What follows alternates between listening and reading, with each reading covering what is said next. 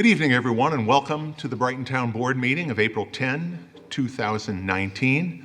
Thank you all for coming and joining us this evening. And when I thank you for joining us, I thank you whether you're here in the room in person or if you are watching us live either on our YouTube streaming, which you can find on our webpage, or on cable channel 1303, our community access cable channel. However you're joining us, we welcome you, and we also want to make you aware that you can follow along with all the same material that we have on our webpage if you're watching us remotely at www.townofbrighton.org. You can find the agenda and all of the supporting material. The same material is in the back of the room on the back table that anybody here in the room can look at as well. So we welcome you to that. We will start first with a pledge to the flag. I will ask Councilmember Wilt to lead us. I pledge allegiance to the flag of the United States of America and to the republic for which it stands, one nation under God, indivisible, with liberty and justice for all. Thanks, Rob. Just a couple of announcements. In case of an emergency, you will hear the Town Hall emergency alarm system, and you will know it when you hear it.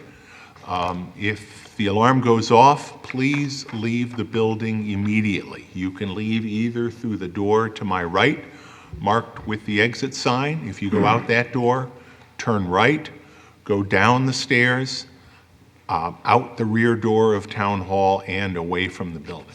You can also leave through the double doors in the rear of this room, go through the lobby, out the main front doors of Town Hall, down the steps, and away from the building. If you are watching us live on channel 1303, Spectrum's Community Access channel, and if during the live broadcast you experience any video or audio difficulties, please call Spectrum at 756-5000. That's 756-5000. In a moment, we will start our open forum, but we do have a couple of proclamations first.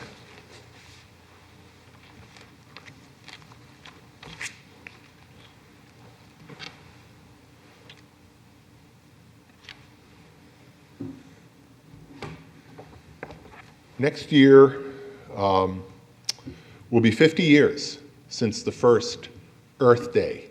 Earth Day was first celebrated on April 22nd in 1970. And the Brighton Town Board has a proclamation this year, which I will read. Whereas Earth Day is the largest civic event in the world, and it is celebrated around the globe by more than 1 billion people each year from all backgrounds, faiths, and nationalities.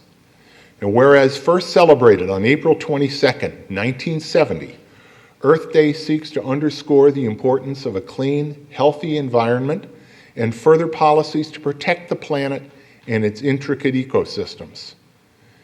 And whereas, unfortunately, the world today is facing the greatest rate of extinction since the demise of dinosaurs over 60 million years ago, as unprecedented global destruction and the rapid reduction of plant and wildlife populations are driven by human activity, such as deforestation, trafficking and poaching, unsustainable agriculture, and pollution. And whereas this Earth Day, we are called upon to protect our species, which is the theme of 2019 Earth Day. And the town of Brighton answers this call with the adoption of our sustainability-driven comprehensive plan, Envision Brighton 2028, the acquisition and addition of 26 acres of land to Buckland Park, the installation of permeable surfaces and vegetated swales along Monroe Avenue, our plan to provide 100% renewable energy to every household through community choice aggregation, and many other activities. And whereas the town of Brighton is committed to creating a cleaner, greener future and preserving nature's multitude of gifts, including the millions of species of plants, animals, and insects that make our planet home. Now therefore be it proclaimed that I, William W. Maley, Brighton Town Supervisor, and all the members of our town board do hereby declare April 22nd, 2019 as Earth Day in the town of Brighton, and ask that each of us rekindle our own personal commitment to environmental protection and make every day Earth Day in order to promote a healthy ecosystem and a clean planet for our future generations. And this proclamation is signed this 10th day of April 2019 by myself and by my colleagues on the town board, and thank you for that. This proclamation doesn't note the Brickyard Trail, which is a great opportunity to see many of those species. Some days it feels like those million species are right out there on the Brickyard Trail. But all of those are important to our future and to our stewardship of the earth. So we've got 12 days, but let's all work to see what we can do to better recognize Earth Day this year. For this next proclamation, I'm going to ask Chief Henderson to join me here at the podium.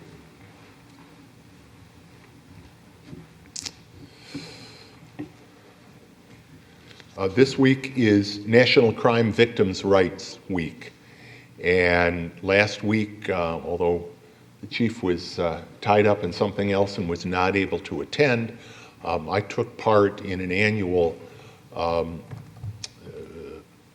press conference, but really more importantly, an opportunity for crime victims and the people who work with crime victims in this community to gather and tell some really important stories that need to be told and need to be heard. So in recognition of National Crime Victims Week, the town board has also issued a proclamation that I will read. Whereas the town of Brighton is committed to the safety of its citizens and to providing needed services for people whose lives have been impacted by crime. And whereas public safety and protecting crime victims have always been priorities in the town of Brighton, and the Brighton Police Department, under the guidance of Police Chief Mark Henderson, works with the member agencies of the Coalition for Crime Victims of Monroe County, including such agencies as Willow Domestic Violence Center, Lifespan, and the Monroe County District Attorney's Office, just to name a few, to ensure that crime victims' rights are protected. And whereas the town of Brighton joins with countless other communities across our state and our nation in support of National Crime Victims' Rights Week and its theme, honoring our past, creating hope for our future. And whereas, due to the impassioned work of citizen advocates before and after passage of the Victims of Crime Act of 1984, our awareness of the burdens borne by victims has greatly increased. But our work continues as we strive to create crime victim services that are more inclusive, accessible, and trauma-informed. Now therefore be it proclaimed that I, William W. Maley, Brighton Town Supervisor, and the members of our Town Council do hereby recognize April 7th through 13th, 2019 as National Crime Victims' Rights Week, acknowledging the suffering endured by victims of crime, offer our continued support of crime victims and their families, and encourage our residents and all Americans to uphold the cause of protecting victims' rights. Signed this 10th day of April 2019, again by myself and by my colleagues on the town board.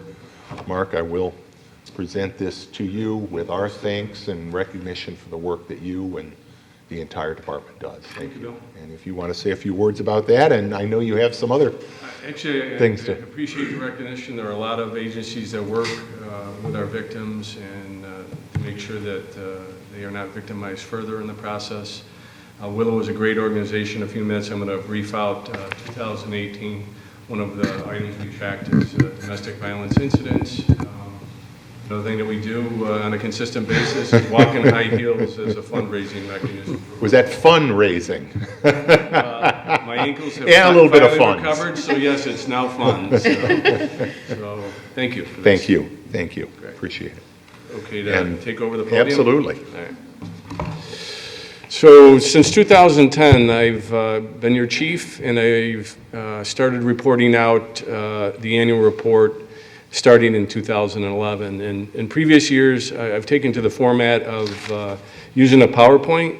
We're going to change things up a little bit this year. For those that are watching at home, you can find a copy of our annual report on the www.townofbrighton.org.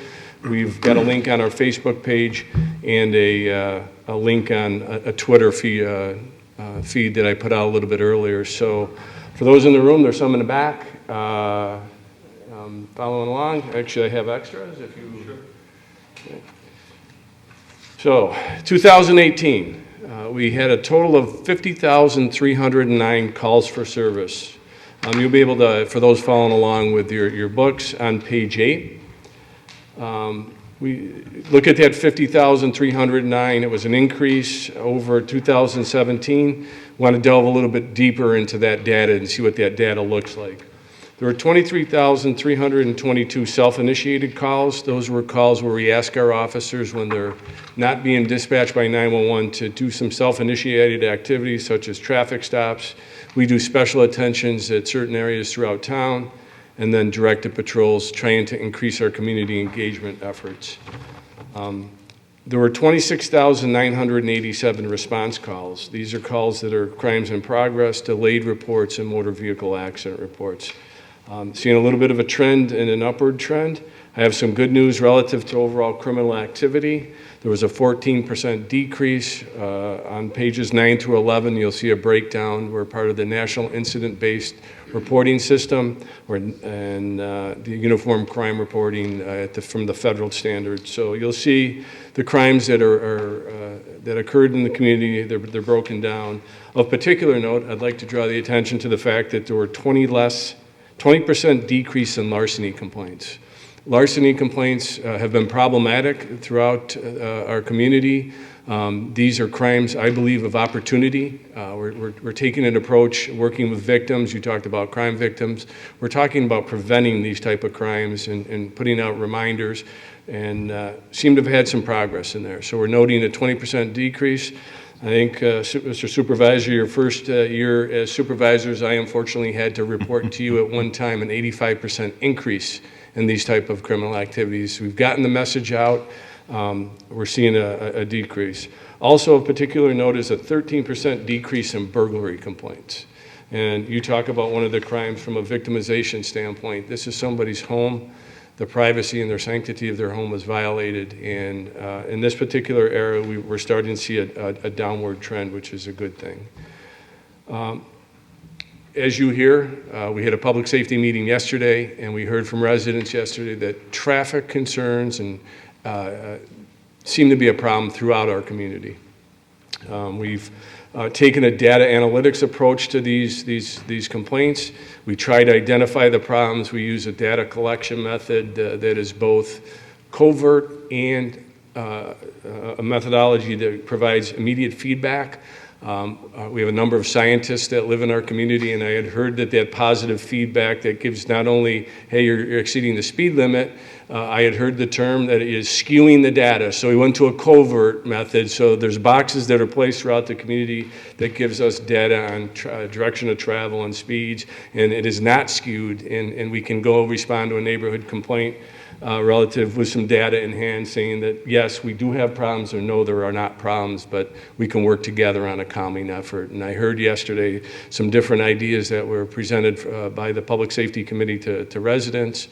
You know, obviously there's capital improvements, and they come with a cost. We have 40 sworn police officers. Unfortunately, our community is such that we have 36,609, I think, from the last census, but our daytime population, we have a considerable commuting population that comes through town, and we try to direct our efforts to the traffic calming during the problematic periods, but just when we have our efforts out there from a calming perspective, our accidents draw our staff away. And so we're looking together to work with some different opportunities. We work with residents. We attended a community meeting on Torrington last year, we heard from the residents that it was a problem area. So what we did was we listened. Mr. Supervisor, you were there. We talked about some different methods that the town was going to deploy. I gave them some data, and we utilized some seized asset money to put up an immediate feedback sign, and it was a novel concept. If you were driving the speed limit, we thanked you. If you were exceeding the speed limit, we put up a red indicator that you were outside the accepted traffic posted speed limit. In 2018, we issued a total of 4,552 traffic tickets. This was a 9% reduction from 2017 efforts. We had launched a pedestrian safety initiative. I had talked about traffic calming, so I had to break down to see why the 9% decrease. 2018 was kind of a very unique year for the police department. We had a number of promotions, we had a number of retirements, and we kind of turned over our, we're right at the 50% point of turning over our staff members that are 5 years or less at the Brighton Police Department. So we also had a technical error last year where we lost a $10,000 grant. That technical error, I wasn't happy when I learned that we had the technical error. I tried to work through the Governor Traffic Safety Council to get the effort reinstated. Unfortunately, our efforts did not yield, so that $10,000 that we lost went to specialized traffic enforcement, more patrols on an overtime basis directed at the neighborhoods. So I have good news for 2019. There was no technical error. We got everything in, and we got our funding fully restored for 2019. So I think what I just did, I met with our command staff last week. Rather than having a command meeting early in the year, I wait for the end of the first quarter, and we're seeing some positive upward trending in the number of traffic tickets that our staff is issuing, and I think that'll have a correlative effect on traffic calming into the neighborhoods. Our DWI efforts in 2018 were down significantly. We had a total of 115 arrests, where in 2017 we had 136 DWI arrests. Number of factors we look at this: it may be Uber, it may be Lyft, ride sharing. It is a staffing problem. We were unable to staff our dedicated DWI enforcement car last year.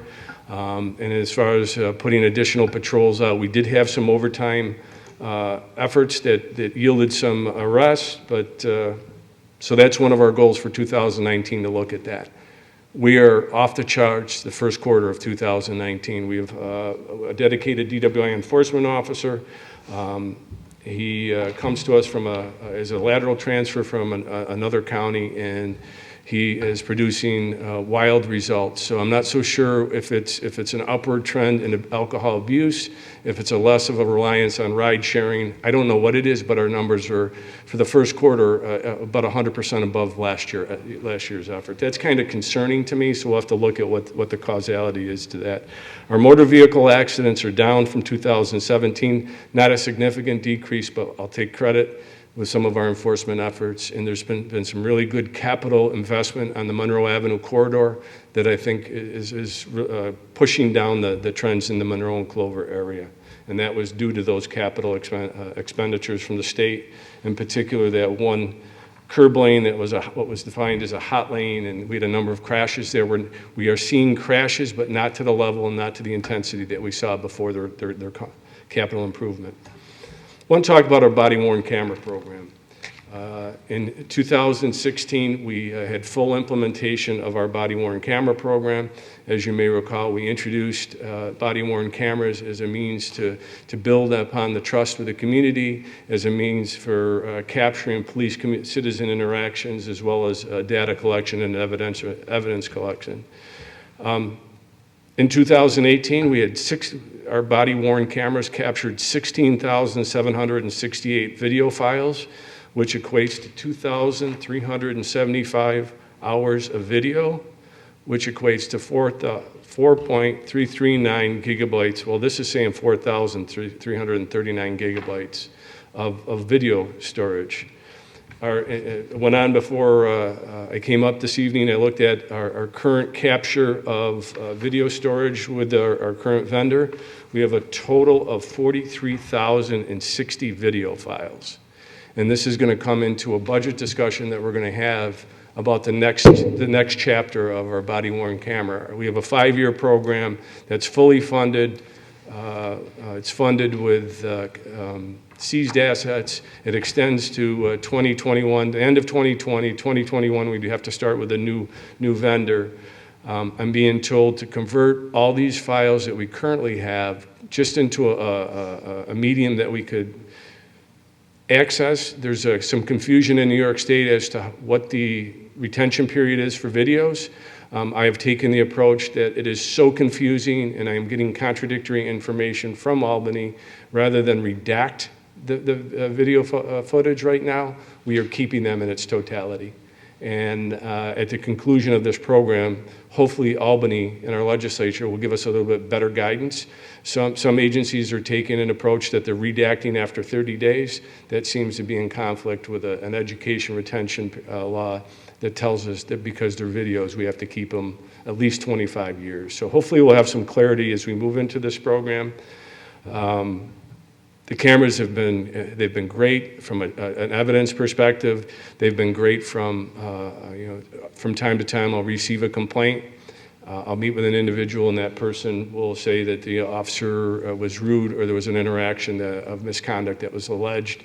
I'll tell them that we have body cameras. We watch the camera footage together and a majority of the complaints are unsubstantiated, not as reported.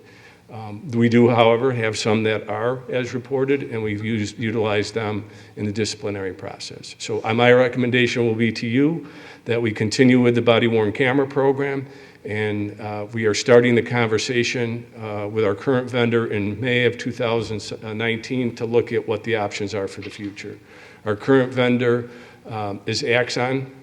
They have a cloud-based storage. They have a great system where you can research remotely, and more importantly on this, when we're fulfilling FOIA requirements or giving information to the district attorney's office, we can do this remotely as opposed to burning files. And this is one of the more costly options on the market right now, but as we talked about this in 2015 to sign our contract in 2016, this does not require the addition of IT personnel. So we'll look at the options that are out there. We're hoping that given over time that the cameras are very inexpensive. It's the storage where the cost comes from. Hopefully we'll look at some different storage options. Some significant achievements of 2018 I'd like to point out. We've had personnel changes at the top of the organization and the senior management team, mid-level management, as well as police officers. We did very well in defining the roles for our staff, and in 2019 we're seeing some positive results. I'm pleased to announce, and I shared it with the board, that 100% of our sworn staff, myself included, have received mental health first aid training. That's a standard that has been a goal for all agencies across the United States. It helps us, it gives us tools on how best to interact and how best to identify. Yesterday we talked about a card that the state was putting out. This training helps our officers to look for indicators on how best to interact with a citizen. And we'll continue with the mental health first aid training for all personnel that are coming into the department. There's also a higher level of training, a 40-hour program called Crisis Intervention Training. We're at the 22% mark of the department with CIT is the acronym for it. We're at about 22% CIT trained. My goal, 50%, maybe someday 100%. But it takes time, and there's a commitment. When you take an officer away from our efforts of calming, they're in a classroom for 40 hours, so we have to kind of figure that out. So we work very closely with Monroe County Mental Health in responding. The past couple of weeks we've had some high-profile incidents that have been in the public, and I was at a meeting this afternoon, and one of the players and partners at this meeting was Monroe County Mental Health. They're a partner that we rely on. It's a resource that is invaluable to us to be able to provide policing services to our community. As you may recall, we changed the way we do business in 2018 relative to the town hall security for the complex. We incorporated part-time police officers into our department. We worked with the Brighton Police Patrol Association and have adopted 5 positions. Currently 4 are filled where officers are sworn, part-time police officers, and they're providing security primarily to the court right now. We're looking at a format for the town hall as well. Our goals for 2019 focus on the rejuvenation. I think that's a corporate term for we need to do a better job with our traffic enforcement and our traffic calming. That's our goal for 2019. We have a coordinated effort. A complaint comes in, it's assigned to a command officer. Captain Desane will take that complaint, we'll put it in a spreadsheet, and we'll direct our personnel. And not only will we direct our personnel to the area affected, we'll look at what data is coming out of that. Is the officer just sitting there for an hour, or are we engaging and we actively? And we'll put out teams of officers to do that. So that, again, that has contributed to the first quarter success for 2019.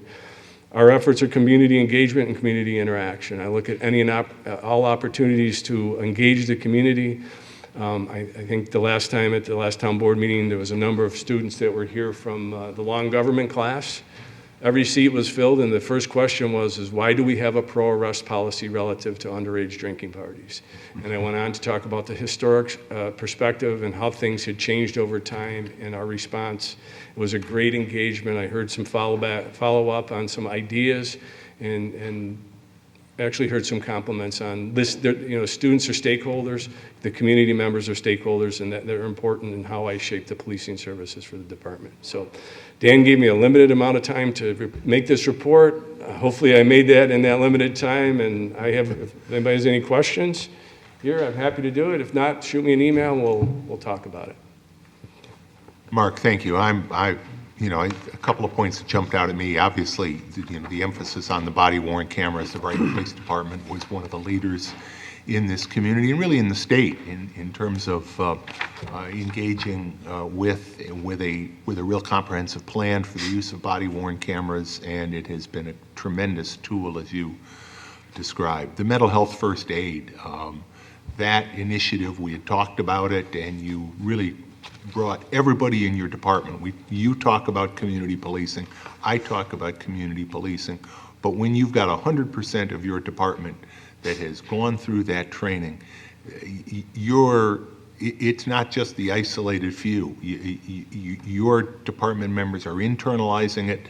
They are working with all elements of our community, and that then ties into where you finished with the community outreach, the community policing. I hear it from the diverse communities that we have here in Brighton, the tremendous level of respect that they have for the police department. And in many cases, it's a function of your presence at important times for those communities, whether it's at the high school law and government class for our student population, whether it's at significant events at the Islamic Center or the JCC after they were faced with threats. All of those communities that are so important to us recognize and are just grateful for the role the department plays. So I'm really pleased with the report. I don't know if any of my colleagues have any questions either, but thank you, and please. I'd be remiss if I didn't acknowledge the efforts of JP O'Brien. Usually JP joins me here, and we make him stay a little bit late. What we did, this is all completed 100% in-house. We had some different estimates as high as $900 to do the output. We bought some high-end paper. We used our system. He did a great job internally, and I want to give him all the credit for that. And good call on ditching the PowerPoint, by the way. I was one year hearing some people sleeping during it, so I just kept Thank you very much, Mark. Okay. As we always do early on in every meeting, we will now be entering the open forum. The open forum is an opportunity where anyone can come in, ask any questions, make any comments, whether or not a particular item is on our agenda tonight. When we get started, I would just ask that you raise your hand. When I recognize you, please come up to the podium. If you would state your name and we use the microphone just so that the folks that are watching us remotely can also hear. I would also note that those folks who are watching remotely can also participate in the open forum. You can call 303-3060, 303-3060, and someone will take your call and relay it up here to me. In addition, if you are deaf or hard of hearing, you may call in on our TTY line at 784-5205. Again, 784-5205. But in any case, however you reach us, we look forward to hearing your questions, your comments, your concerns. So the open forum is now open. Would anybody like to address the board? Louise?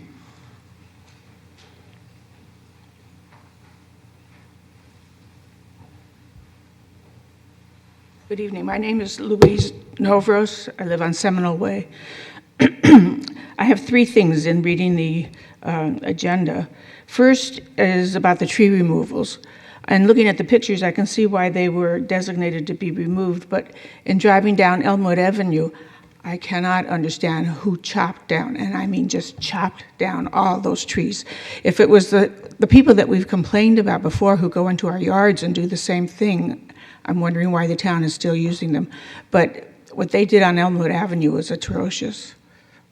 Why don't you continue and we'll address. Okay. You want me to address that? I mean, I Go certainly ahead. can. You can address There were really two things going on there. Most of those trees were ash trees.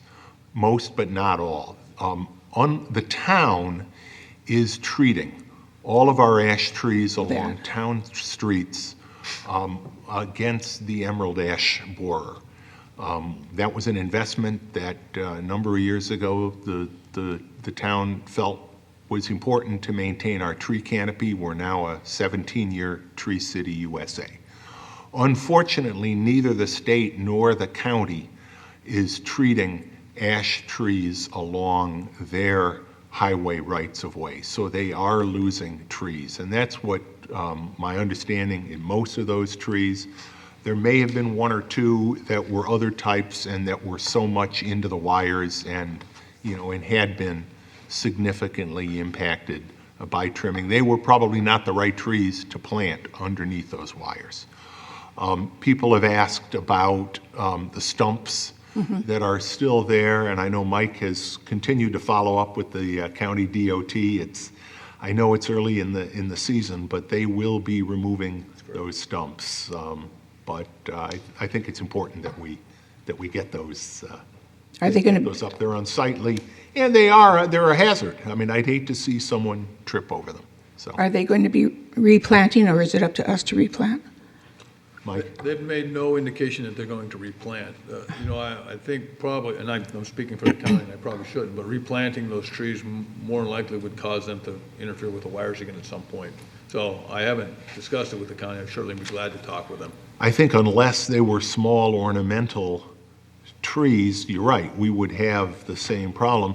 I mean, the good news is along most of that stretch, the yards have some decent greenery there, but there's no question it has changed the streetscape along Elmwood. And one of the things we know is that having trees is one of the things that does help control speed along a highway.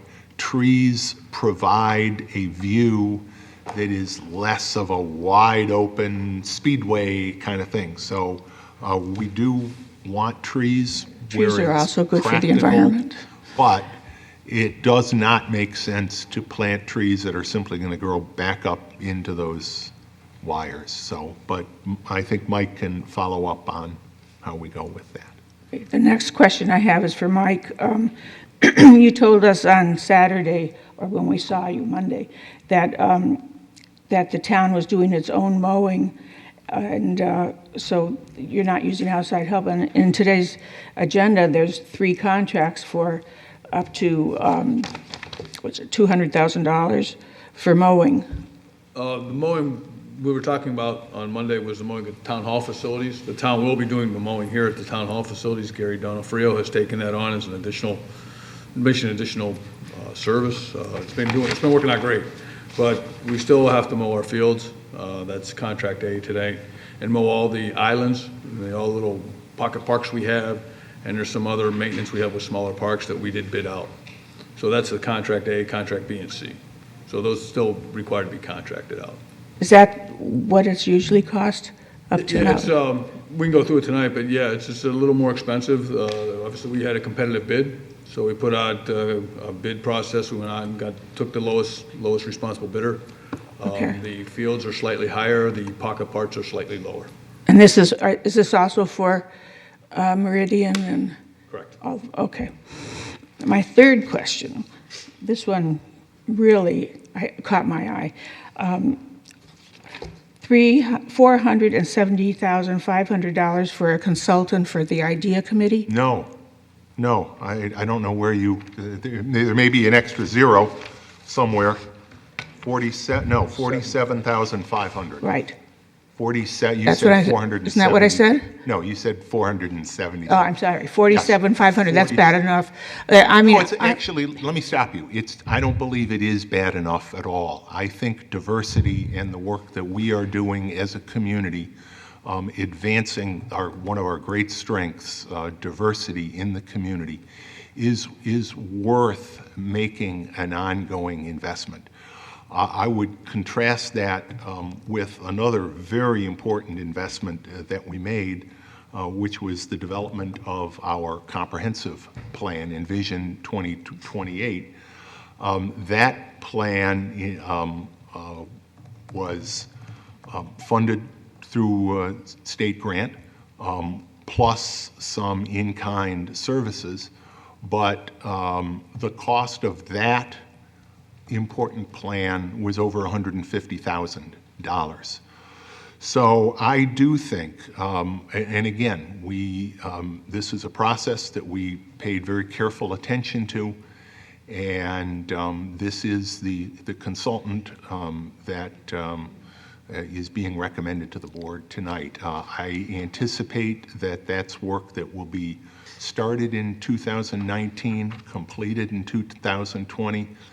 There are really two main deliverables that are going to be involved. But before we really focus on those deliverables, it's important that there be training, and the opportunity will be there for training. We expect not only for the members of the Diversity IDEA Board, the Inclusion, Diversity, and Equity Advisory Board, but also hopefully for staff members in diversity, which I think we all know how important that is. So that's part one. Part two is facilitation of meetings, and we're anticipating that there will be a year's worth of monthly meetings, also including public information meetings.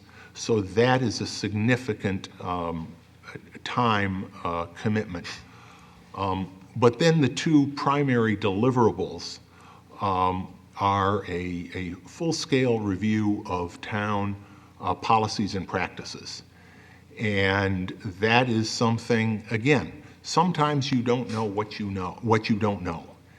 And we will be working not only in employment, which is certainly an area that we often think about when it comes to diversity, but we'll also be thinking and addressing issues, accessibility. Is this building, are our other facilities accessible to people with various disabilities? Are we special events? Are our special events properly reflecting the diversity in our community? Just last year, we had a discussion and in fact changed a couple of our events, not the way we've done them, because we've always done them in an inclusive way, but because the name of the events suggested a gender inclusiveness or exclusiveness, really, that did not fit with the reality of how we ran those programs. So we have changed the name of those. That's just an example of the kind of thing that working with a qualified consultant, we expect to be able to internally enhance our diversity activities. But second, and that's an inward facing, but it affects everybody that walks in. It affects everybody that looks for a job. It affects anybody that comes in to interact with any of our offices. But finally, though, the last deliverable, and maybe the most important deliverable, is the plan. And the cost of the plan may well be the largest piece of that $47,000 contract, but it's also a piece that will have lasting impact for the community as a whole.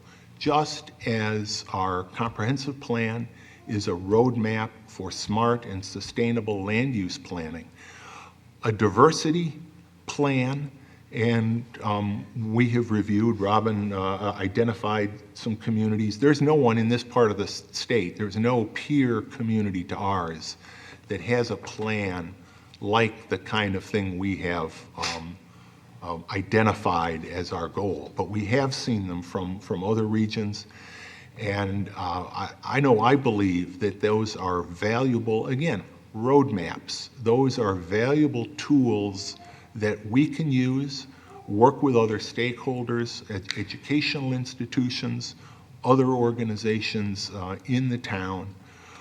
Diversity in Brighton is our strength. When we were voted the best place to live in New York State last year, one of the areas that we were given an A rating was our work in diversity. But that doesn't mean we're good enough. That doesn't mean we've done everything we need to do. So yes, we are going to be spending, I'm recommending that we spend this money. We did have $25,000 in the 2019 budget. We will fund the rest of that in the 2020 budget. I know that was a long answer. Yes, and I it apologize. was. Yeah, But it's important, and that's why I wanted to, address it well, comprehensively. that was, my next question is, where's the money coming from? So you have 25, so therefore it's going to be going on until, and through next year, Correct. okay? And what is she doing? You just told me what's being done, but if this person is doing all this work and charging that much, what's the committee going to do? I mean, they're going to take directions from her? Are they going to be working with her? Or, Again, I would go back to our comprehensive plan model, and Louise, you served on a past comprehensive plan, so you know how important it is to have our volunteer community members, but also to have not only town staff, but a qualified consultant in order to make sure that when the work product is done, not only have you worked with someone with expertise in the area, but that you've also engaged the community, because public input is an important part of that process. right. Okay, well, yes, when I was on the comprehensive plan, which was 2 plans ago, I don't remember a consultant there all the time. It was people from the town, Paul, and other people from there. So and that plan went out very well. So it just seems that every time you come up with some new idea or a new committee or something, we're paying thousands and thousands of dollars for consultants, and it just after a while you say, no, wait a minute. We're supposed to be on a very tight budget, and we don't have that much. I mean, we can't get the trucks that we need because we're on such a high budget, or we can't get, this or that. The trucks that we have, and as you know, we work through through our capital improvement plan, a 3-year purchasing plan that we work very thoroughly, and we do have the trucks that we need. I know Mike would be climbing down my throat if we didn't have the trucks that we need. But I think it's indicative, Louise, of how important work in the area of diversity is. If you look at the private sector, if you look at the education sector, the University of Rochester, the Brighton Central School District, other large organizations are working with diversity consultants to make sure that they are, and frankly, we're going to be making sure that we are advancing the cause of, I know you already said that, and my last comment was not about the diversity committee only. It's that you're always getting, or the town is always getting more, I don't know if you're getting more in debt because of it, but we're always getting consultants, when sometimes I wonder if it's really necessary. That's my comment. thank you. Is there anyone else that would like to address the board during the open forum? Yes, come on up. Both of you.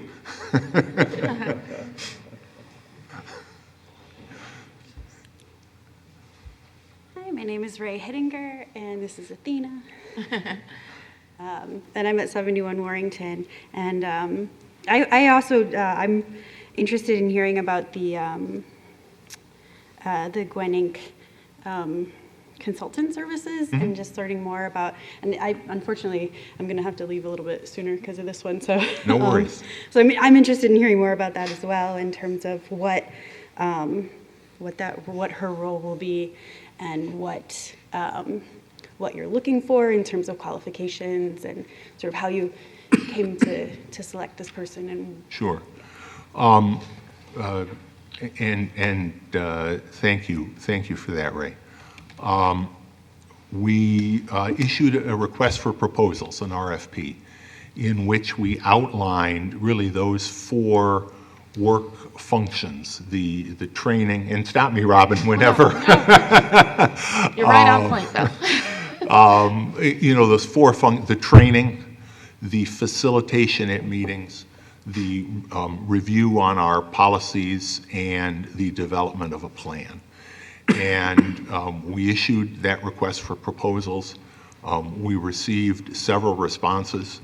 We've made the decision to interview 3 different consultants, Robin, myself, Felicia Garcia-Hartstein, who will chair the IDEA board, and Sheila Gaddis, who is my special advisor for matters of diversity and inclusion. The 4 of us interviewed 3 consultants. We spent, I think, close to an hour and a half with each one of them. Their submissions were, went into, significant detail in each of those areas, and tonight we'll be acting on, that recommendation. And once we do that, the town attorney, I expect we will quickly enter into a formal contract and then proceed very quickly. We had hoped, very honestly, to get started sooner than this. That doesn't always work out the way you want it to, but that notwithstanding, we do want to get started with this work because it is important work quickly. So I hope that's helpful. Thanks. Is there anyone else that would like to address the board during the open forum? Hearing none, why don't we proceed with the agenda? Chris? Bill, I move that we approve the agenda. Second. Any discussion? I'll just ask Louise, did you have anything in writing you wanted to add to the communications? Okay. Then we have motion and a second. Dan, please call the roll. Councilmember DeFazio? Aye. Councilmember Werner? Aye. Councilmember Wilt? Aye. Councilmember Corrado? Aye. Supervisor Manley? Aye. Can I have a motion to approve and file the town board meeting minutes for the 13th and 27th of March? So moved. Second. Discussion? Dan, please call the roll. Councilmember DeFazio? Aye. Councilmember Werner? Aye. Councilmember Wilt? Aye. Councilmember Corrado? Aye. Supervisor Manley? Aye. We will now move to the public hearing on the removal of trees. And this is a public hearing that we hold under our town tree law. Dan, has the necessary legal notice been given in this matter? It has, Supervisor. Apologies. And I know part of that is the sending of communication, postcard communication to neighboring property owners.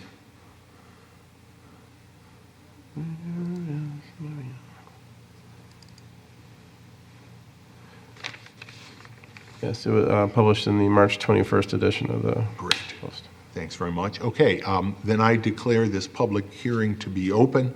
We have a very extensive set of materials, including an initial correspondence from March 6th from Mike Guy on listing the trees. We have tree hazard evaluation forms with respect to each of those trees, photographs, further communications from residents near all of those trees. But Mike, I will turn it over to you just to say a few words in general about these various trees. Real quick, obviously there's the trees, there's 8 trees. 4 of the trees, 1 tree's on Grosvenor, tree on Dale Road, tree on Drury Lane, 1 tree on Thackeray, and 4 trees on Knoll Top Drive. They have been presented to both the Public Works Committee and the Tree Council. The Tree Council had recommended replacements in kind for Grosvenor, Dale Road, Drury Lane, and Thackeray Road. With the Knoll Top Drive, they've recommended that a single tree be replaced instead of all 3 trees. And we would abide by those recommendations. Again, these are all significant trees with diameters greater than 30 inches. We have received correspondence. The majority of the correspondence has been in favor of the removal. The correspondence that we received that may have not preferred the removal, just wanted to be sure that a tree was planted in its place. That's pretty much it. Great. Thank you, Mike. And we do.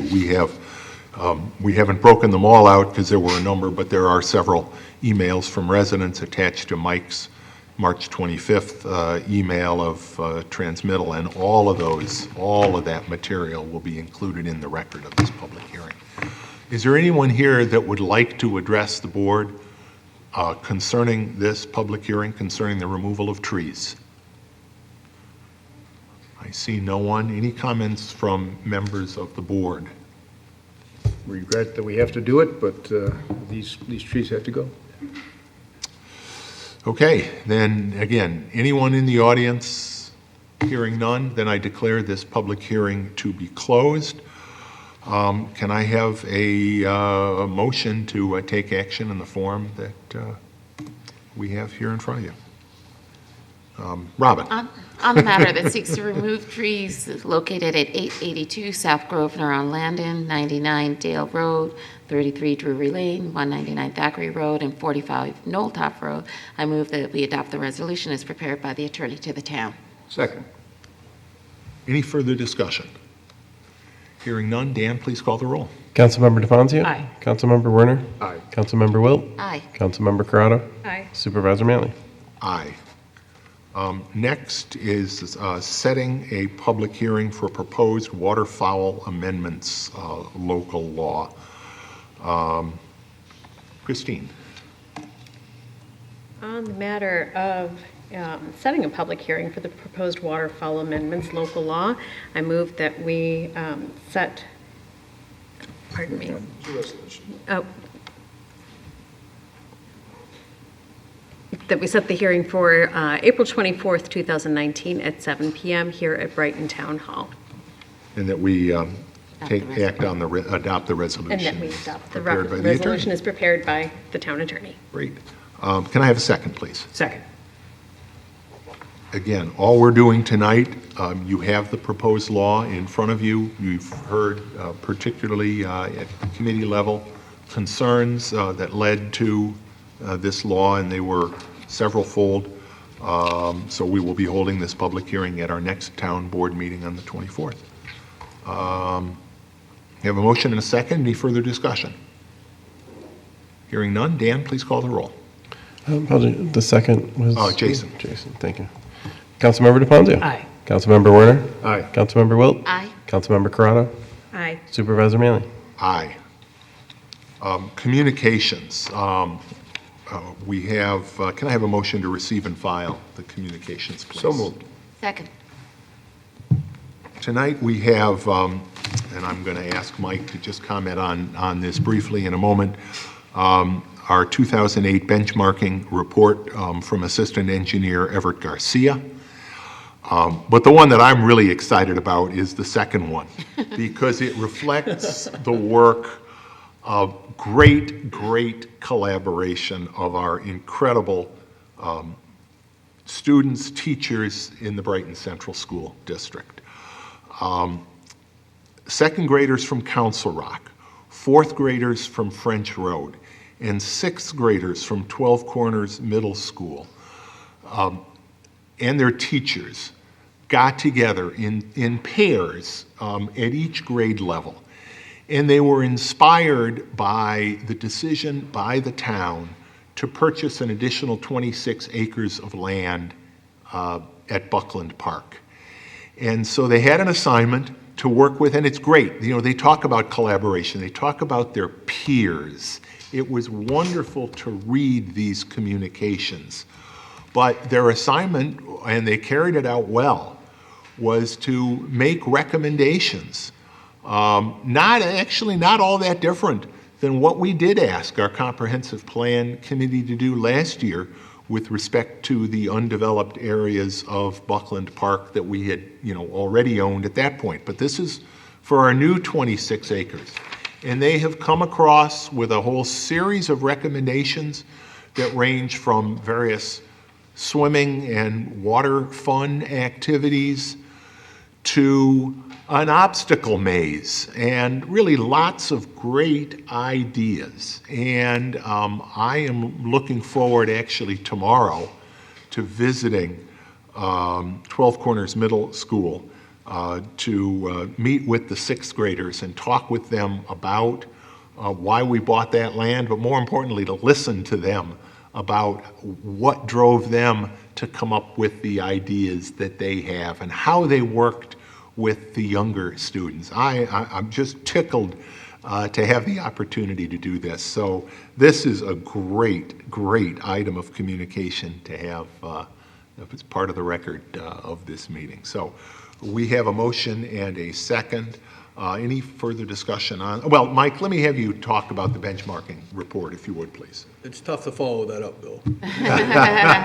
Well, if you keep it shorter, I will it'll be keep good. it short. So in 2017, the town board passed a local law for benchmarking the energy used by municipal buildings. We did, our first report was last year. This is our second report. Real quick, to summarize the reports, we did notice a slight increase actually in our energy use this year. Don't know exactly what to attribute it to, whether the weather was a harsher winter, but what it does indicate is that we need to pay attention and look at future benchmarking rules and see how we can better manage our energy use. So that's sort of what the conclusion of the report says. And I do wonder whether last year was a bit of an aberration, because we had shown really a pretty extraordinary rate of decline in Right. some areas. And I looked at those numbers and quite frankly couldn't figure out why some of them had gone down as much as they had. So maybe if you smooth this out over 2 years, what you do see still is a pretty significant improvement over those 2 years overall. Right. But again, it does not, 2 good years doesn't give us license to slack off. Right, I mean, So this is a great, it'll give us prolonged data at some point to where we can tell what the differences that we've made. now will this, the Sustainability Oversight Committee, are they going to review this and weigh in with their? This has already been vetted by the SOC, and kudos to Everett and our Yeah. interns who have put this together, did a nice job. Great. All right, thank you. We have that motion to receive and file. Any further discussion? Bill, just going through these recommendations by the school, the students, they range from aquariums to petting zoos to football fields to A lot of water. a lot of water, a Water. serene pond, and these are the kind of things we love to get from the community. So thanks very much. Yeah.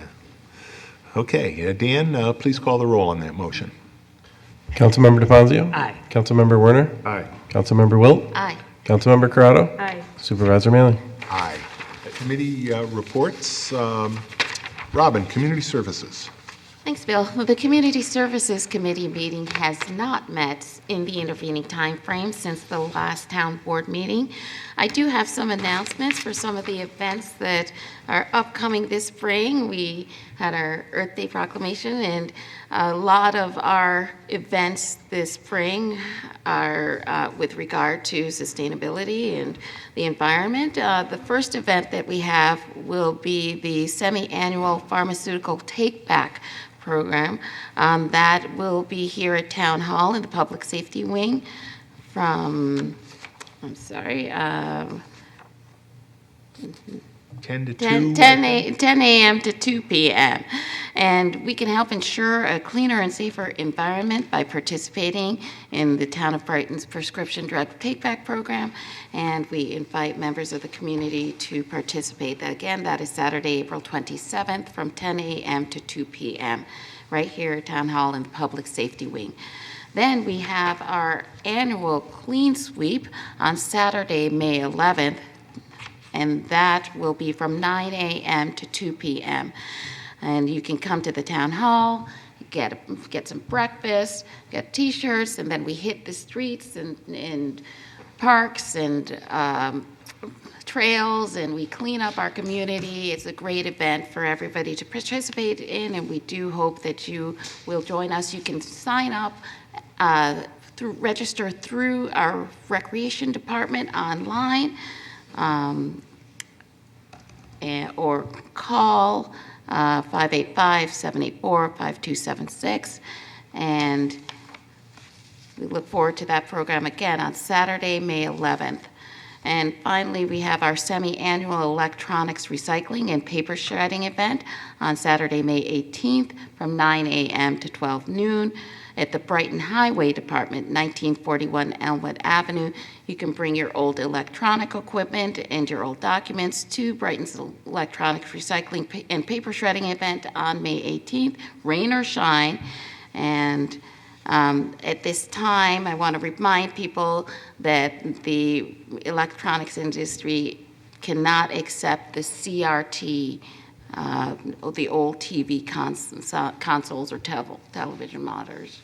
So we look forward to having you join us at those events. The next meeting of the Community Services Committee will be next Wednesday, April 17th at 9:30 a.m. at the Brookside School, 220 Idlewood Road.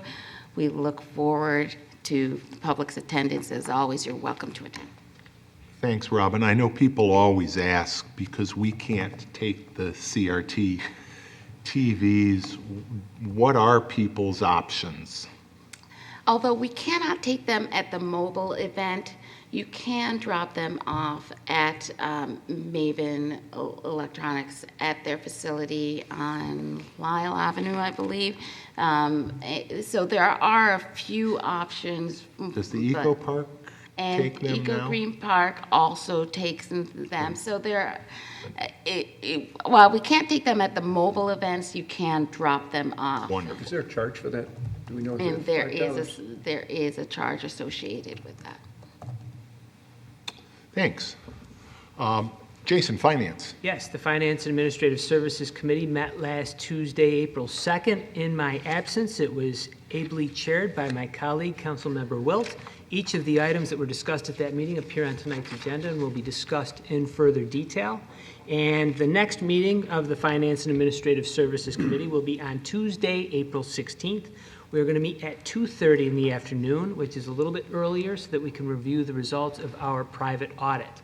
So you're going to come back and it's going to be another long meeting. We like Robin's meeting was, it moved right along. There's that cloud over my head, yes.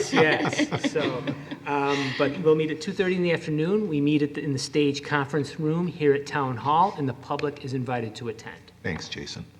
Public Safety, Christine. Public Safety. The Public Safety Committee met yesterday morning and covered a great deal of ground. We did have a resident present who expressed concerns about children's safety playing on the parklet in the Mayflower and Warrington intersection. And as was shared earlier, the Brighton Police Department and Public Works Department have given considerable thought to how to traffic calm there. an opportunity was presented as well to the resident to take advantage of a community opportunity, the Reconnect Rochester Complete Streets contest, and I believe the neighborhood will be following up on that. Good. So we'll have a little collaborative thinking about how to make our neighborhoods safer for children, especially as the weather is getting better. It was also suggested, and I suggested here too, that neighbors who have an interest in traffic calming search out Brighton Safe Streets for All and getting involved in that conversation as well. But the attention to that intersection and that and traffic safety will be taken up by Public Works, and we should have some solutions shortly. Updates from other public safety organizations. Brighton Volunteer Ambulance will host the Spring Open House on Sunday, May 19th from 1 to 4 p.m. at the ambulance base at Winton Road South and Westfall, and that event kicks off EMS Week. They also shared good news that the New York State budget proposal, which had initially indicated cuts to Medicare funding that would have negatively impacted the ambulance services, has been restored, so funding has been retained. Brighton Fire Department has been keeping up with 548 calls year to date, which included a working fire recently in the Pittsford portion of the fire district. Public Works is making the most of the good weather. Debris pickup has begun, and this, as a reminder to residents, this is a public safety issue. Wherever you pile up your yard debris, it should not encroach on the roadway, as that constricts travel through there for safety vehicles and for drivers in the neighborhood. And bicycles. And bicyclists and walkers in the neighborhoods that don't have sidewalks yet. And Public Works is also hard at work with chip sealing and dealing with potholes, which are also a safety challenge. Brighton Police, again, thank you to the chief and all of your team for summarizing the hard work last year. The chief did report on a very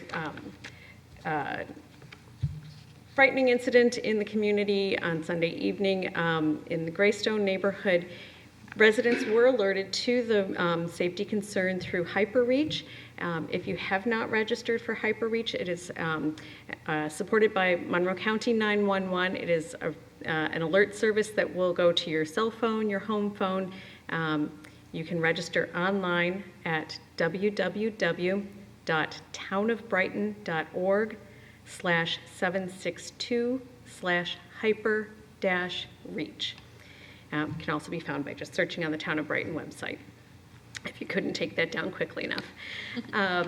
Another item to look for online, the Office for People with Developmental Disabilities in support of a new state law making identification cards available to New York State residents who have a medically diagnosed developmental disability.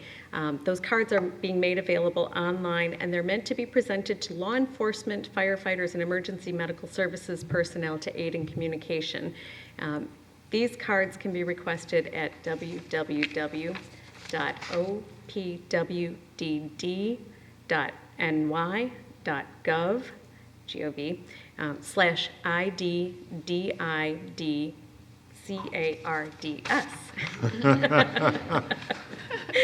That was some pretty good finger spelling over there. Further, we had carried over the waterfowl feeding proposed amendment to town code that will be heard at the next town board meeting. That is a public safety issue as well. The birds can be quite dangerous in their impact on the neighborhoods. And last, we did bring to the table discussion about the Marijuana Regulation and Taxation Act that is under discussion in Albany right now. Brighton does not need to take any action specifically on it. It has not been adopted by New York State yet, but we will continue to be prepared to deal with it as the legislation comes forward at the state level. So complete minutes of this meeting and every public safety meeting are available online at townofbrighton.org, and the next meeting will be Tuesday, May 14th at 8 a.m. in the lower conference room at Town Hall, and the public is always welcome to attend. Thanks, Christine. Chris, Public Works? Public Works met on April 2nd, and the matters discussed there were the lawn mowing contracts, as were mentioned earlier, for the playing fields and for cul-de-sacs, residential parks, drainage ponds, and general property maintenance. 3 contracts were bid, and the low bidders were selected. Waterfowl law modifications were also discussed at Public Works, as have been mentioned. Also, the renovation, repair, and painting certification process is going to be enhanced by adding that question to our building permitting process, and contractors will be required to respond as to whether or not they have received the EPA lead paint training certification, and in this way will help promote compliance with the federal law. And thanks to Robin for bringing this to our attention and leading us in this change. Also, the town will make information available for training and homeowner education, both to contractors and to homeowners who are doing their own work. And actually, we have been doing that. We have had lead paint material in the Public Works Yes, Department available for some time. We had a discussion just to confirm that that was being handled in that fashion. The Highland Crossing Trail is under construction, and the major tree removal has been completed. Contractor indicates that he won't be able to they won't be able to begin the major construction until the ground dries, and he's going to provide us a formal schedule. Brighton Farmers Market access has been given a new layout, which will provide access aligned with the Avalon intersection to improve pedestrian access and parking conflicts, and Mike Guyan provided us the new schematics for that. And the next meeting of the committee will be May 7th at 9:00 a.m., and the public is invited. Thanks, Chris. It actually appeared that the ground must be starting to dry because it appeared that they were out working today. Great. And just to make sure everybody understands that the work that Chris is talking about, the old cinder block barn and the access point near Avalon, we're talking about the winter farmers market. The winter farmers market, which we are hoping to move not this coming winter, but perhaps if we play our cards right in 2 winters from Brookside over to this new home in Buckland Park. So thanks for that report. Supervisor, if I may for a moment, as council person Corrado read through that HyperReach URL and the awkwardness of it, I've fixed it. So townofbrighton.org/hyperreach. Oh, I like that. Much easier to use, so. Thank you. All one word, took out the hyphen, so just townofbrighton.org/hyperreach. Your skills, your technical skills are remarkable. Thank you. Okay, new business. Jason, reading and approval of claims. Yes, Bill, earlier today I reviewed claims totaling $241,670.95. Notable claims include the Lynx Technologies Incorporated in the amount of $15,370.28 for software upgrades for the town's computer equipment, as discussed in the capital improvement plan last year. Also to Penny Lane Printing Incorporated in the amount of $4,648.56 for printing of the Town of Brighton summer brochure. Next is to Waste Management of New York in the amount of $72,620.60 for March 2019 refuse collection for the refuse districts and park areas. And also, finally, to Mad Science of Western New York in the amount of $1,002.40, representing youth recreation programs entitled Mad Scientist and Pre-K Mad Scientist through our Recreation Department. The claims all appear to be in order, and I move that they be approved. Second. Any discussion on those? Hearing none, Dan, please call the roll. Councilmember DePoncio? Aye. Councilmember Werner? Aye. Councilmember Wilt? Aye. Councilmember Corrado? Aye. Supervisor Mealy? Aye. Next, Chris. The next item is to approve a declaration of certain highway department equipment as surplus to be disposed of through municipal auction. I move that we adopt the resolution before us. Second. Any discussion on that? You have a relatively short list of some items that will be sold at auction. Tractor, a loader bucket, and a plate tamper. Hearing nothing, Dan, please call the roll. Councilmember DeFazio? Aye. Councilmember Werner? Aye. Councilmember Wilt? Aye. Councilmember Corrado? Aye. Supervisor Manley? Aye. Jason. Yes, the next matter seeks to authorize a budget amendment for the transfer of funds to purchase a new truck dump body. I move we adopt the resolution as prepared by the attorney to the town. Second. This is a situation where the truck itself is still in good condition, but for some reason, and we had a little discussion about what it might be, but we don't know exactly. But the dump body, and we have had this happen with some other dump bodies of that same general era, really did not hold up well, has deteriorated badly, and as demonstrated is really not capable of repair, or at least not capable of repair with any assurance that the repair will hold. So the recommendation is to replace it, and the new dump body should outlive the truck itself, so that we will be able to, potentially buy a replacement truck without the dump body and just switch it over. So that's a good thing. So we have Jason's motion. Who seconded that? I'm sorry. Robin? Okay. Further discussion. Mike, is there anything you I think wanted you to say? covered it all, Bill. All right. If there's nothing, Dan, please call the roll. Councilmember DeFazio? Aye. Councilmember Werner? Aye. Councilmember Wilt? Aye. Councilmember Corrado? Aye. Supervisor Manley? Aye. Jason, why don't you do the next one as The well? next item seeks to authorize use of sewer equipment reserve for the purchase of a replacement enclosed repair dig trailer and set a public hearing to approve said purchase. I move we adopt the resolution as prepared by the attorney to the town. Second. I would note that this public hearing is pursuant to a particular section of the town law, and this public hearing is also subject the use of those funds from the reserve to permissive referendum. Any discussion on that matter? Hearing none, Dan, please call the roll. Councilmember DeFazio? Aye. Councilmember Werner? Aye. Councilmember Wilt? Aye. Councilmember Corrado? Aye. Supervisor Manley? Aye. Robin. The next matter seeks to approve declaration of a Parks Department vehicle as surplus to be disposed of through municipal auction. I move that we adopt the resolution as prepared by the attorney to the town. Second. Any discussion on that? Again, this was one of the matters vetted at Finance. Hearing none, Dan, please call the roll. Councilmember DeFazio? Aye. Councilmember Werner? Aye. Councilmember Wilt? Aye. Councilmember Corrado? Aye. Supervisor Manley? Aye. And we do have three separate mowing contracts.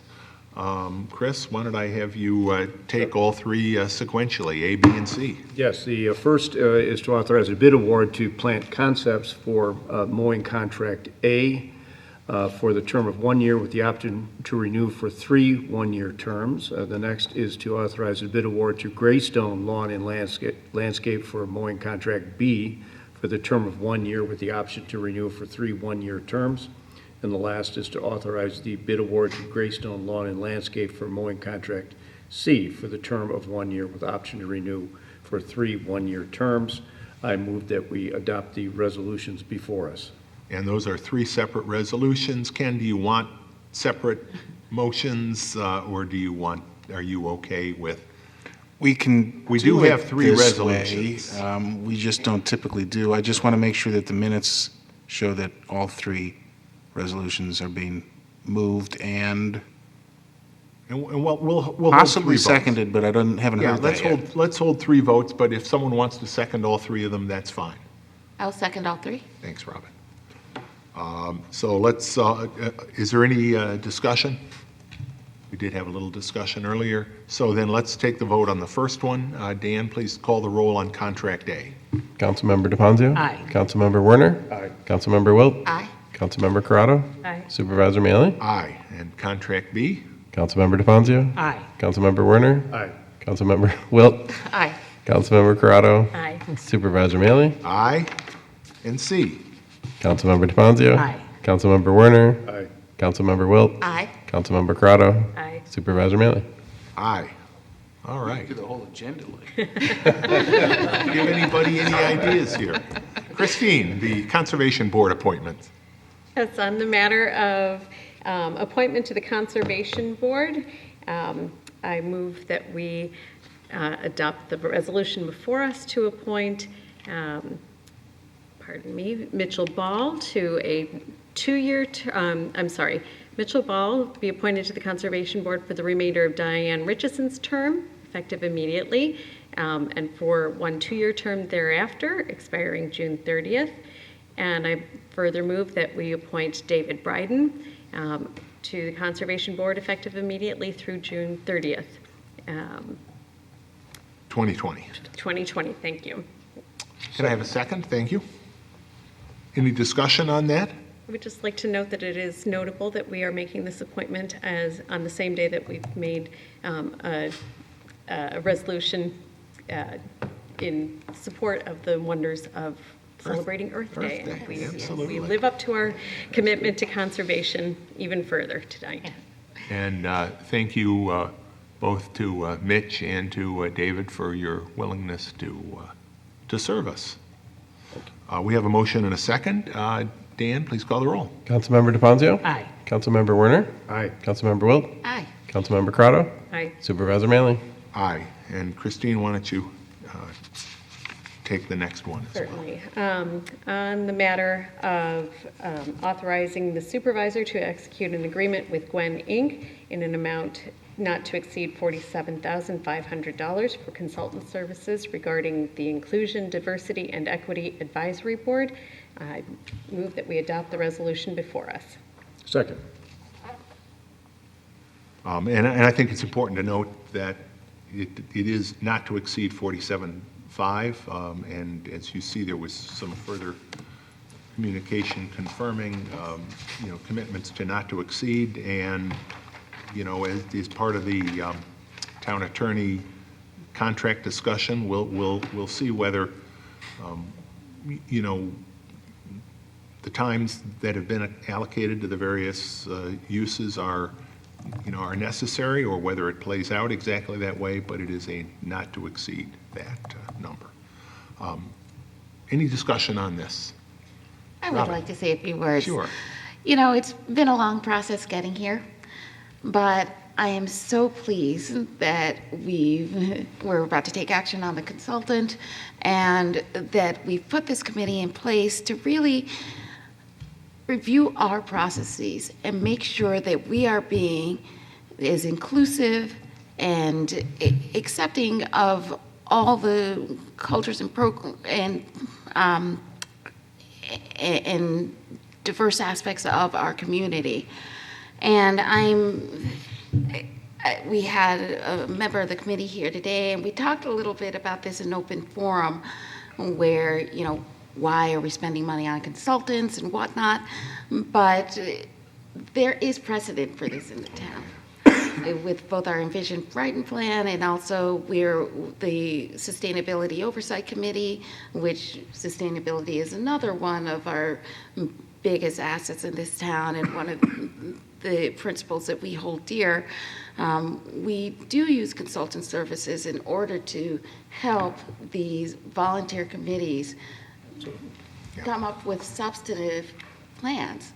And I'm excited to finally be getting started, and it was a lengthy process, and there were so many great proposals made, but I do think that Gwen Inc. will be an asset to the committee and an asset to this community, and I'm excited to work with her. Great. Yeah, her team is really impressed. So I'm very excited too. Thank you, Robin. Any other comments? Hearing none. Dan, please call the roll. Councilmember DeFazio. Aye. Councilmember Werner. Aye. Councilmember Wilt. Aye. Councilmember Corrado. Aye. Supervisor Manley. Aye. Matters of the supervisor. A couple of things I wanted to mention. We already talked about the Highland Crossing Trail being underway.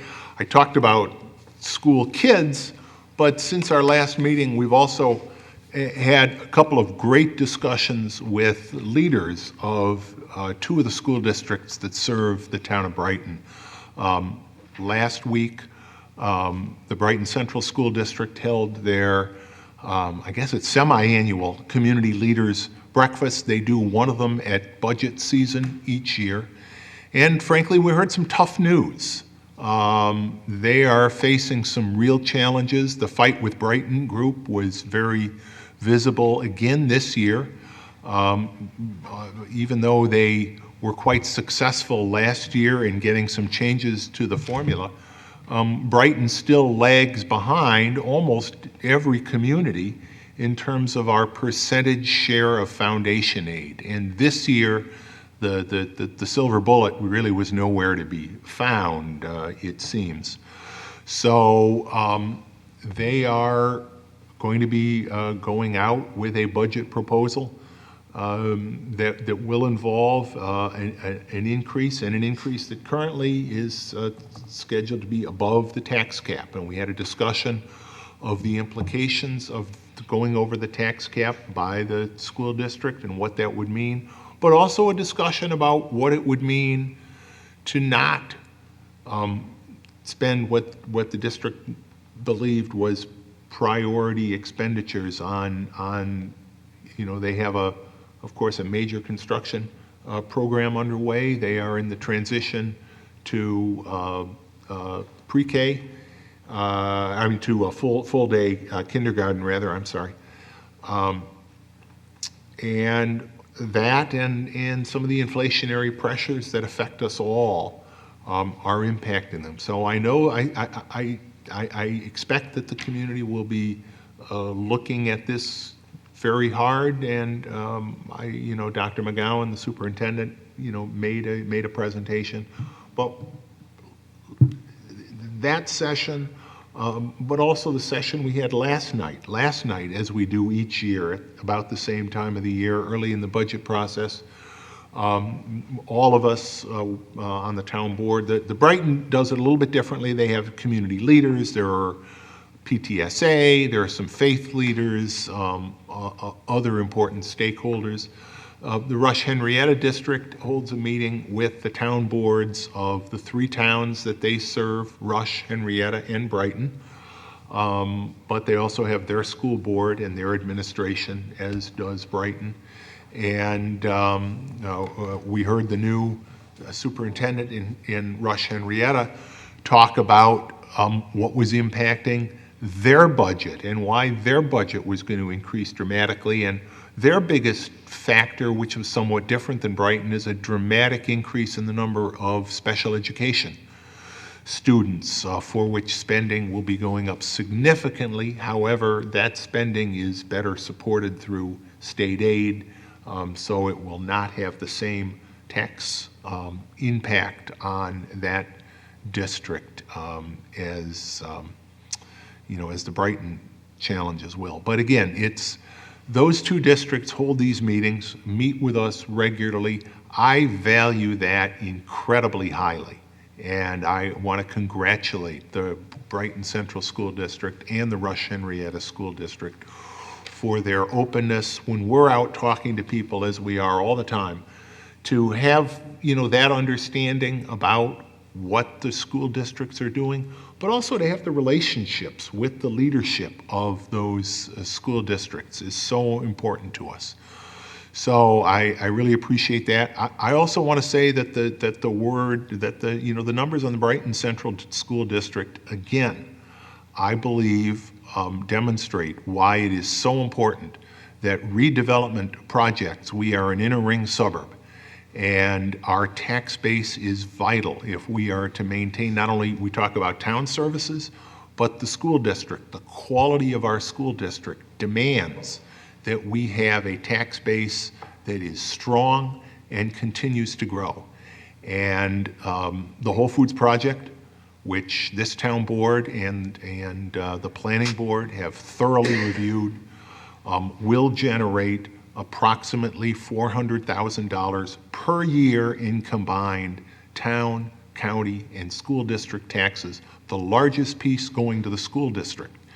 So one of the most important things that we all can do to make sure the Brighton Central School District can continue to function as one of the best school districts, not just in this region, not just in this state, but truly anywhere in the country, is to make sure that they are supported with tax revenue from well-thought-out, smart growth projects like the Whole Foods Plaza. One more thing that I have to mention.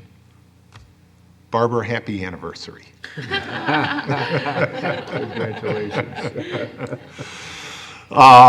That's all that I have, but Barbara, you're a saint. amen, brother. No argument there. Matters of the attorney to the town. Ken. Nothing this evening, thank you. Thank you. Matters of the clerk. You can make me follow that. Well, just briefly, obviously, the town and county tax collection is wrapping up here, so ending on the 30th. So just to make sure any of those remaining balances that you have out there, get those paid off here in the next couple of weeks. Thank you. Matters of the board.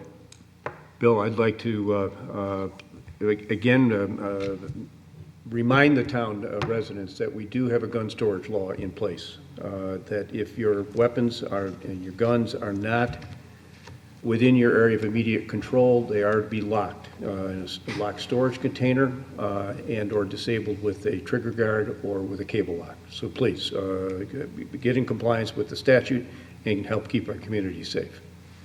In no way does that law prevent people from owning their guns or from, people who are properly licensed to carry from carrying their guns to the extent that they legally can.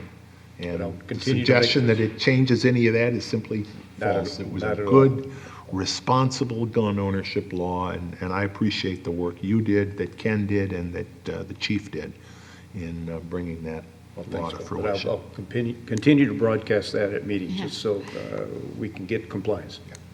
Thank you. Chief, do Robin. Yes. Chief, do we still have some locking devices available through the town? We do. I Yes. think we gave out 100 and Great. some odd. Ken, has it been filed from an enforcement standpoint? I defer to the clerk on that. Yes, I Have we You gotten? have confirmation, it's, Good. okay. So that law is Yep. in effect. And thanks, Robin. Those locking devices are available for free. All you have to do is While they contact the last. police department. Great. Thanks, Thank you, Chris. I do have some rec announcements, as I always seem to. Because the rec department is always doing That's fun right. stuff. We're always busy here in Brighton. Our winter and spring programming registration continues. The summer brochures are out now, and we are accepting registration for all residents of the town at this time. Registration is required for programs at Brighton Rec, and space is limited, and registration may be done online, by mail, or in person at the rec department. Again, the website for Town of Brighton Rec Department is www.townofbrighton.org/rec. April break is coming up, and we do have April break programs through the Brighton Rec Department. We're still accepting registrations for our April break recess camp happening next week, Monday through Thursday. Join us for the dynamic week off from school. Themes, gym activities, special events, and more to keep you active during the break. Our theme this next week is Rescue Week, with visits from police, our highway department, and our fire department.